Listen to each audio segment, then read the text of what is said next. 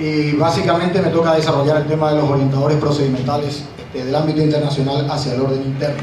Es decir, esta fusión que se está dando hoy día entre el orden internacional y el derecho interno. ¿Cómo juega básicamente el proceso, la Constitución y la Convención Americana de Derechos Humanos? Esta perspectiva que se nos plantea hoy día dentro del marco del derecho procesal constitucional nos abre todas unas compuertas que nos permiten hoy analizar desde el ángulo de los procesalistas, desde el ángulo de los constitucionalistas, de los penalistas, administrativistas y filósofos del derecho, esto que implica el derecho procesal constitucional. ¿Qué es lo que nos plantea básicamente esta relación entre proceso y constitución? Bueno, la ciencia procesal constitucional en Latinoamérica se explica a partir de la relación que existe entre el proceso y la constitución. Y sobre todo, cómo tratamos de lograr que esas garantías fundamentales se apliquen en el proceso entre partes, que ese es el gran reto a conquistar. Nosotros, como bien lo decía el profesor Amaya anteriormente, creemos y afirmamos básicamente aquello de la autonomía del derecho procesal constitucional. Desde hace un tiempo a esta parte venimos sosteniendo que el derecho procesal constitucional se constituye en una rama autónoma dentro del ámbito procesal, así como tenemos el proceso civil, el proceso penal, tenemos también el proceso constitucional. Y vaya que es radical para nosotros dentro del marco democrático entender esto del proceso constitucional para que podamos aplicarlos a la realidad práctica, como bien ya se ha manifestado respecto a Argentina. Nosotros también tenemos muchísimos ejemplos para manifestar qué es lo que no ocurre respecto a las garantías fundamentales en nuestro país. Básicamente, desde el punto de vista de los derechos constitucionales, el derecho procesal constitucional ratifica su autonomía partiendo de la base de una defensa de la dignidad de la persona humana. Y desde el punto de vista procesal, ataca básicamente esta trilogía básica del proceso, que es la acción, la jurisdicción y el proceso, desmitificando todo aquello que fuera construido por Choenda, Calamandrei y Carneluti allá en Italia. La autonomía se da desde un punto de vista de autonomía legislativa, desde un punto de vista de autonomía doctrinaria y desde un punto de vista de autonomía didáctica. Desde el punto de vista de la autonomía legislativa tenemos normativas expresas que regulan al derecho procesal constitucional, tenemos proceso de amparo, habeas corpus, data, etcétera, etcétera. Asimismo, desde el punto de vista de la autonomía doctrinaria, abundantes profesores del derecho nos han escrito respecto a esta nueva temática del derecho procesal constitucional, sentando su postura concreta. Y desde el punto de vista de la autonomía didáctica, celebramos, y hoy justamente le comentaba al profesor Kronawetter, que celebrábamos que en la Escuela Judicial del Paraguay se incorpore desde este año la materia Derecho Procesal Constitucional. No solamente debe incorporarse a la Escuela Judicial, sino que bregamos para que en muy poco tiempo las universidades comiencen a enseñar sobre el Derecho Procesal Constitucional. Ahora bien, ¿cómo se plantea esta incidencia del orden internacional hacia el ámbito interno? Básicamente, el orden internacional debe actuar complementariamente con el orden interno. No son compartimientos estancos, escindidos, como que se entienden dentro del extramuros e intramuros como siempre lo hemos entendido, sino que son compartimientos que deben comenzar a entenderse de una manera totalmente distinta al conjuro del control de constitucionalidad y al conjuro, sobre todo, del control de convencionalidad, que trataremos de describirlo en la conferencia de mañana. Es decir, se produce hoy día una fuerza normativa, una especie de supralegalidad de los derechos humanos. Una supralegalidad de los derechos humanos, que obliga a los estados a ajustarse a la Convención Americana de Derechos Humanos. Y cuando decimos ajustarse a la Convención Americana de Derechos Humanos, estamos diciendo en todos y cada uno de los fueros. Creo que voy a concentrarme en tratar de explicar desde mi perspectiva aquello que el profesor Kronawetter hoy nos describía como una verdadera crisis del proceso inquisitivo y como una verdadera crisis que tenemos dentro del ámbito jurisdiccional. Yo creo básicamente que nosotros no tenemos una crisis en el ámbito procesal, sino que la crisis supera totalmente los esquemas. ¿Por qué? Porque no tenemos una teorización nuestra. Ya Platón decía, no hay nada más pragmático que ser teóricos. Algunos quizás en esta filmina podamos verificar cuál es la verdadera crisis que tenemos. Si hoy día decimos que en materia constitucional respondemos a la escuela americana, y cuando decimos respondemos a la escuela americana, otra vez podríamos decir que diciendo, no, pero somos un Estado social de derecho, artículo 1 de la Constitución Nacional, cuando que en la Constitución Americana nada se dice respecto de ello. Entonces hemos dado un avance, pero básicamente estamos dentro de una escuela americana. Cuando hablamos del Código Civil, respondemos a una escuela eminentemente europea, ítalo-francesa, española. Cuando hablamos del Código Procesal Civil, estamos rescatando resabios de la ley de la 7 partida, Edad Media 1248 con Alfonso el Sabio. Imagínense, tenemos un sistema procesal en el ámbito civil que viene de la Edad Media. Cuando hablamos de la escuela penal, ahí dimos un paso al frente. Hemos optado por un código penal de la escuela neokantiana alemana, con Wolfgang Schone a la cabeza en nuestro país, y creo que hemos dado un paso positivo. Sin embargo, a este código penal le hemos puesto un procedimiento acusatorio que es una copia casi textual de la escuela cordobesa, a su vez proveniente de la vieja España, que no da respuestas a la realidad y se producen todos los inconvenientes que ha citado brillantemente el profesor Kronauer. Entonces, ¿dónde estamos? ¿Cuál es nuestra verdadera situación jurídico-procesal constitucional? Vivimos en una especie de aculturación, en una especie de neocolonialismo. Aculturación porque hemos perdido parte de nuestra cultura. Estamos abandonando permanentemente nuestra cultura al estar no teniendo un posicionamiento teórico concreto sobre el cual legislar. Y por otro lado, estamos ante un neoconstitucionalismo porque tomamos y copiamos leyes foráneas y las adaptamos a nuestras realidades sin que respondan a nuestras necesidades básicas. No hacemos teoría del proceso, no hacemos teoría jurídica. Ya lo decía Juan Bautista Alberdi, los códigos son las mayores máquinas de conquistar un pueblo, constituyendo una degradación de su patrimonio cultural. Y afirmamos con absoluta responsabilidad que estamos inmersos ante una constitución asimilada sin base en la ciencia del proceso. Un poco esto es el entorno previo que nos toca desarrollar antes de adentrarnos en las nuevas teorías. Las nuevas teorías dentro del derecho procesal constitucional se plantean entendiendo que hoy día estamos inmersos en un proceso de neoconstitucionalismo.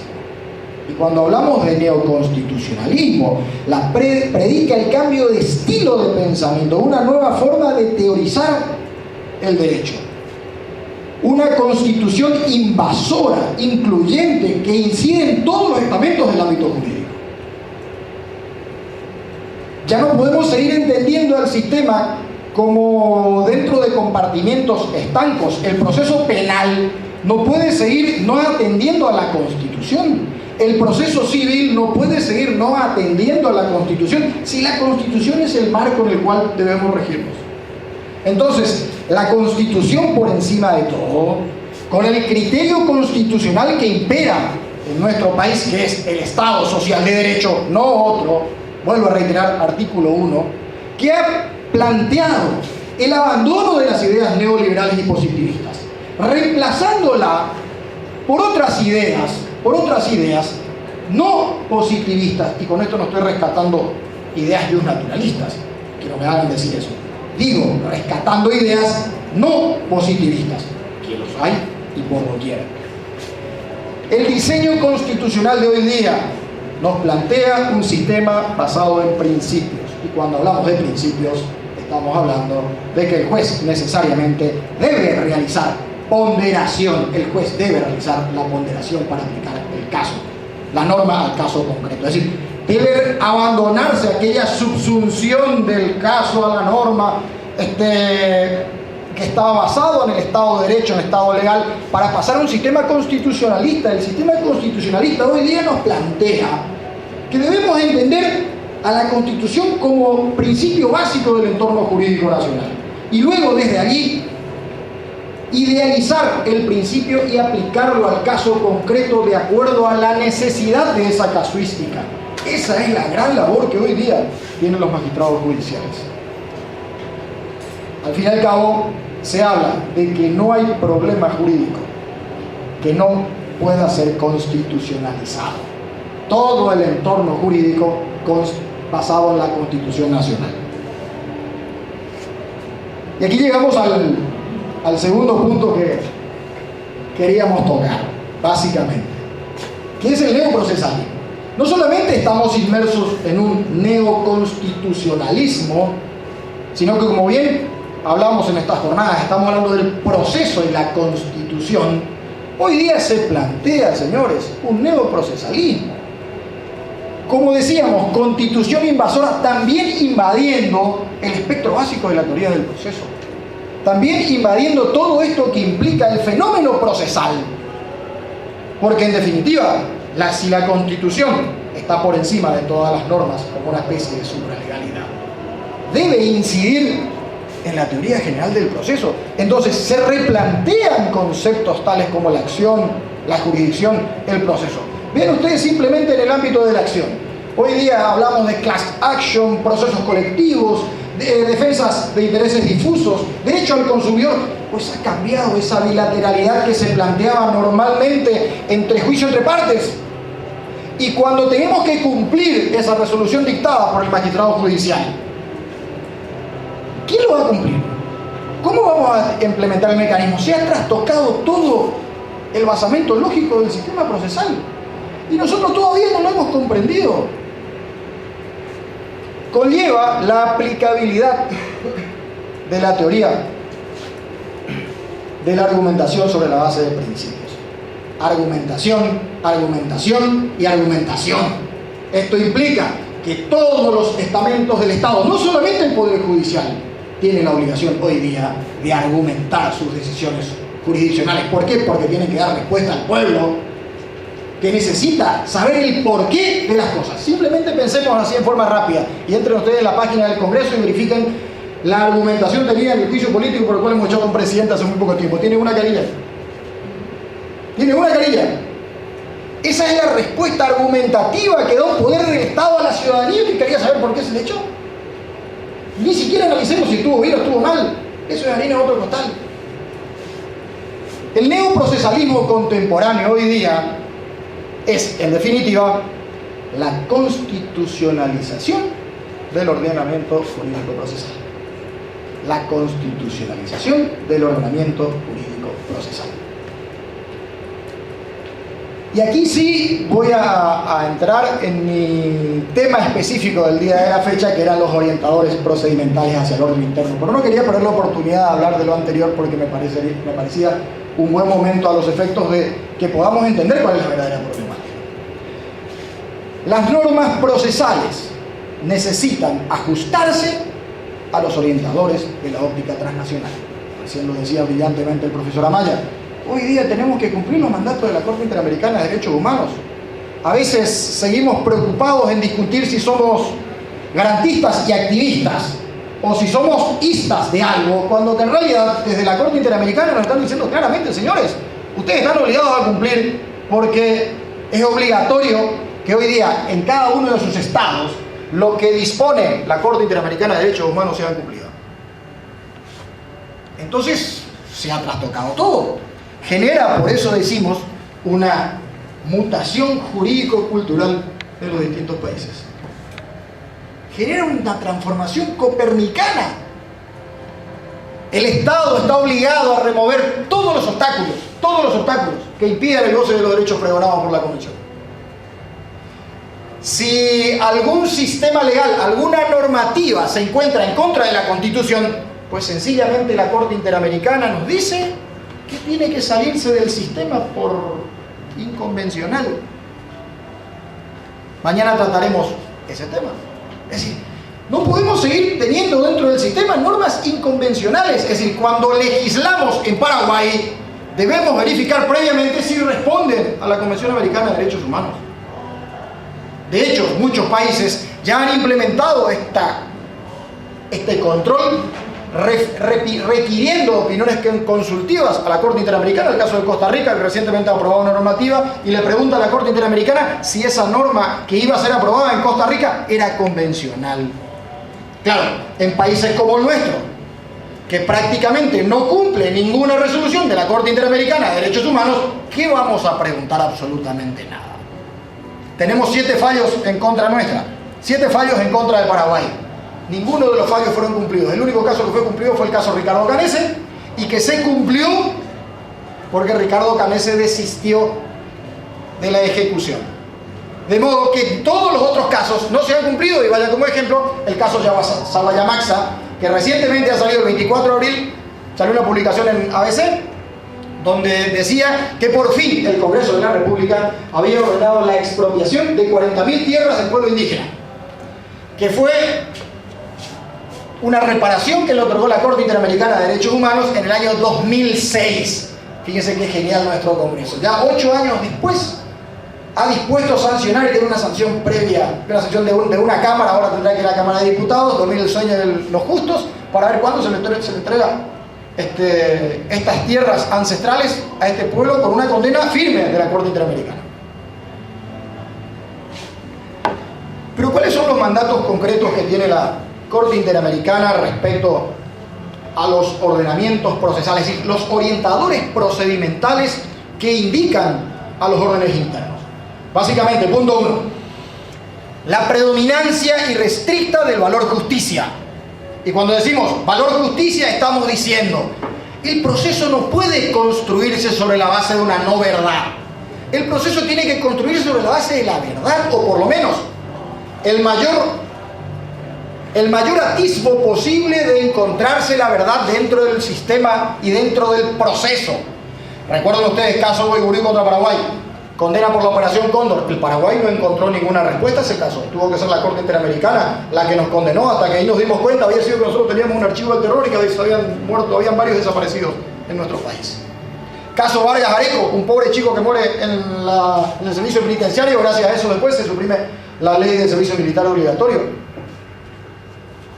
Entonces, lo fundamental es justicia. El resto de los valores giran alrededor de la justicia, que es el sol. Son como planetas, satélites. Así, en ese sentido, está el orden, la paz social, la seguridad, la igualdad, la independencia, la cooperación, todo girando alrededor del clamor de justicia. Principios rectores básicos que hoy día nos imponen desde el orden internacional. ¿Cuáles son? No voy a someterme al desarrollo de cada uno, porque presumo que ya está suficientemente descrito, pero ya hemos hablado de Estado de Derecho. Principio básico: universalidad, interdependencia, irreversibilidad, progresividad. El artículo 26 nos dice claramente: los derechos deben ser interpretados con un desarrollo progresivo, nunca a menos, siempre a más. Vuelvo a reiterar el tema del caso del juicio político, solamente porque es muy bueno a nivel ejemplificativo. En un caso anterior, en un juicio político anterior, le dimos a un presidente de la República 5 días, en otro caso le dimos, en otro juicio político, creo que 9 días para que se defiendan. En el juicio político, en el último que tuvimos, hemos sido fantásticos. En menos de 17 horas le hemos destituido a un presidente de la República. Se habrán desgarrado sus vestiduras todos los que quisieron hacer el proceso, porque el sumo proceso estaba en Paraguay y nosotros tenemos que exportar esto. Fuimos el hazme reír a nivel latinoamericano, a consecuencia de que no hacemos bien las cosas. Estatus mínimo de protección, principio pro domine, etcétera, etcétera. Vuelvo a reiterar que mis dichos no sean, por favor, entendidos en el sentido de que estoy defendiendo a un presidente. Estoy haciendo un análisis jurídico de la barbaridad mayúscula que hemos tenido en nuestro país. ¿Qué nos recomienda la Corte Interamericana en sus distintos fallos? Juicio oral y público. Juicio oral y público. Quiero coincidir en gran medida con el profesor Cronaueter cuando nos hablaba sobre la oralidad. La oralidad no tiene discusión. Todos los procesos deberían ser orales. De que todo el sistema es perfectible, con seguridad. Pero el puntal básico para construir un sistema tiene que ser la oralidad. No podemos seguir teniendo procesos laborales que nuestra Constitución nos dice claramente que tienen que ser orales, y seguimos tramitándolo de forma escrita. El secretismo hace estragos. El secretismo hace estragos. Nosotros siempre lo llamamos el reinado del hombre invisible. Todos sabemos dónde está el juez, pero nadie lo ve. Al juez se lo tiene que ver. como pasa hoy día en el ámbito penal. Desde el caso Lori versus Mejía, año 2004, versus Perú, ya nos decía claramente que el juicio oral y público solamente es aquel que garantiza una audiencia oral, y recomendaba a todos los países para que se sometan a estos postulados. Entonces nosotros creemos que la ecuación hoy día para construir un sistema procesal debe ser rescatar lo mejor de la oralidad, que implica una audiencia oral de debate de prueba, rescatar lo mejor del proceso escrito, que implica en la parte introductoria siempre es mejor tener la certeza de un soporte escriturario, incorporar al proceso los medios tecnológicos, no podemos seguir teniendo procedimientos de máquinas de escribir. Y por otro lado, debemos adecuar ese sistema procesal a la realidad paraguaya, a la realidad de cada país. Una justicia de rostro humano tiene cabida solo en un juicio oral y público, y este es un mandato concreto de la Corte Interamericana. Doble instancia. Y hoy se decía, tenemos que garantizar la doble instancia como la parte penal, y yo justamente me preguntaba, debe ser justamente lo contrario, no como la parte penal, porque si nos basamos en la parte penal, la doble instancia en la parte penal, creo que el artículo 467 del Código Procesal Penal nos dice claramente que solamente puede discutirse el precepto legal en segunda instancia y no los hechos. Sin embargo, la Corte Interamericana, en el caso Herrera Ulloa del año 2004, nos dice claramente que debe ser integral. La revisión tiene que ser integral, tiene que incorporar hechos y derechos. ¿Cómo es posible que sigamos teniendo un sistema que está en contra de la Convención Americana? Es inconvencional. El debido proceso transnacional, que ha pasado por varias etapas, debido proceso tradicional, debido proceso constitucional, debido proceso transnacional. Bueno, hoy día el debido proceso nos marca las pautas bien claras en el sentido que tenemos que tener derechos a ser oídos, derecho a jueces naturales, tutela jurídica efectiva, derecho a un plazo razonable, sentencia motivada ejecutable, derecho a la utilidad de la sentencia. Todos estos presupuestos tienen que estar dentro del debido proceso. Plazo razonable. Y acá cuando hablo de plazo razonable me suelo encontrar generalmente con los penalistas. No, el plazo razonable son 4 años. El plazo razonable no tiene un ligamen con un determinado plazo de tiempo, sino que nos dice claramente que el plazo razonable tiene una relación con un proceso sencillo, eficaz, rápido y que debe terminar en un plazo determinado de acuerdo a la casuística.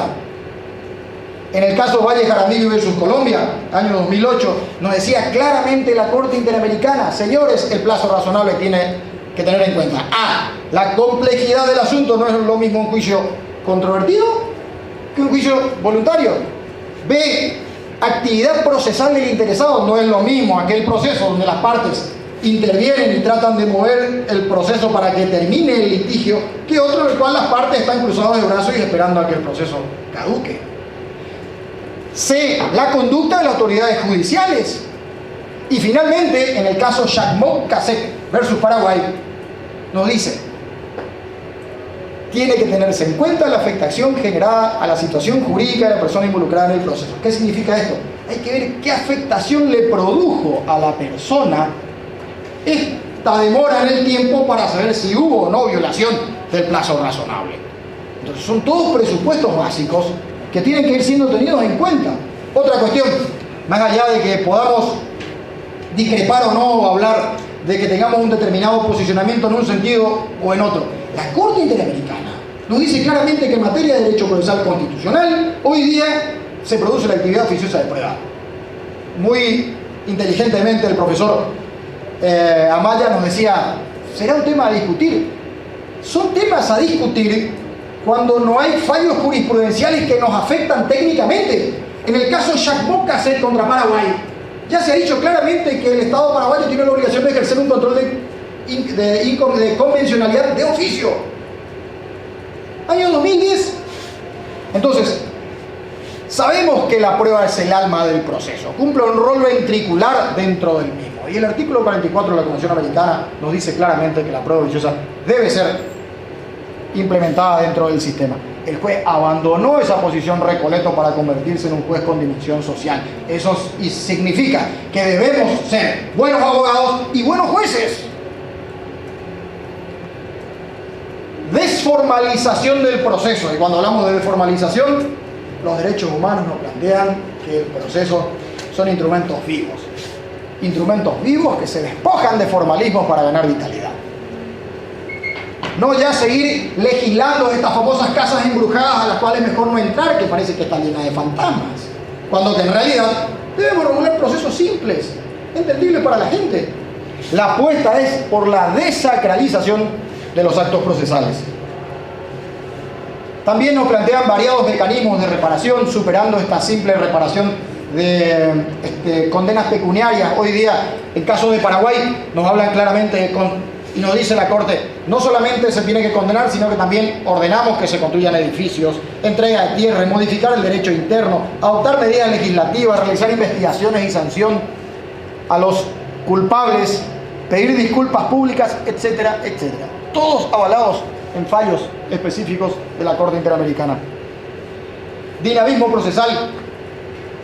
Si hay un orientador que está siendo insistentemente apuntalado por la Corte Interamericana, es el dinamismo procesal. ¿Qué implica esto? Que los sistemas procesales son dinámicos y tienen que ajustarse a los tiempos. Hoy hablábamos del proceso de máquinas de escribir. Bueno, son procesos que tienen que ser dejados de lado para reemplazarlos por sistemas que den verdaderas respuestas al ser humano, que en definitiva es el que requiere esas respuestas. El proceso necesita de menos mitos y más eficacia. Menos mitos y más eficacia. Para ir finalizando, creo que estamos inmersos en una gran crisis jurídico-educacional. Nada mejor que en una universidad para tratar este tipo de problemas. Y la crisis jurídico-educacional nos plantean nuevos paradigmas. Un proceso sobre principios basado en la constitucionalización y que en definitiva esta crisis jurídico-educativa no deriva más que de una crisis aguda desde el punto de vista cultural, que en algún momento lo tendremos que comenzar a debatir muy seriamente en nuestro país. Las universidades no pueden seguir formando profesionales y jueces formalistas. ¿Por qué? Porque los actores del proceso hoy día están modelados sobre la base de principios. Él cambia totalmente el sistema formativo del futuro abogado.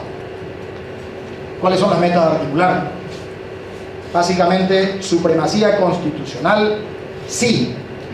Supremacía constitucional, sí. No podemos estar en contra de la propia Constitución. De hecho, el artículo 137 nos dice claramente, la Constitución es la ley suprema de la República. Pero, impregnada de derechos humanos. En segundo lugar, todos los ámbitos de litigación, impregnada de principios rectores. Y finalmente, una nueva cultura del litigio, teniendo como norte al neoconstitucionalismo, al control de convencionalidad y al control de constitucionalidad. Muchas gracias.